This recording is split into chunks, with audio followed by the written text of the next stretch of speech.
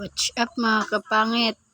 Dinayo ko po yung aking kaibigan na katutubong mangyan dito sa Oriental Mindoro. Yan po, nagbabalat po siya ng ubi para yan daw yung ano nila, pananghalian. Kasi wala po silang bigas. Mamaya naman daw saging at kamuti ang lulutuin niya mga kapangit. Yan ang buhay nila dito sa bundok, sa bansod. Masarap po yan, ubi, mga kapangit.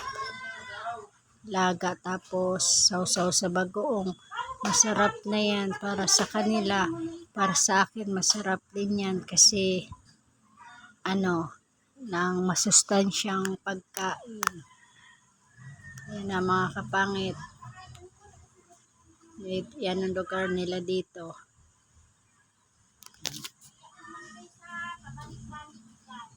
Sanay sa mga ganyang pagkain kaya malakas ang katawan nila.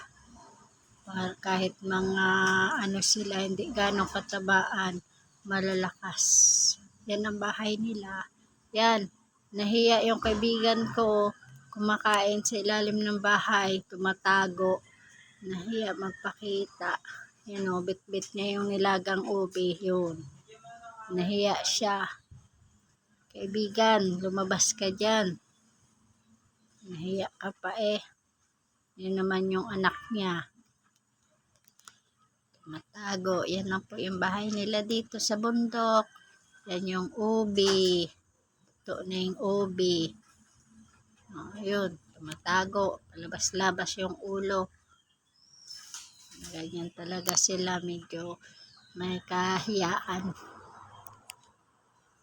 Kaibigan, lumabas ka na. Yun o, isa kumakain ng ubi. Yan sila. Yan, ang ganyan ang tirahan nila dito sa bundok. Kaibigan namin katutubong mangyan. Yan sila dito.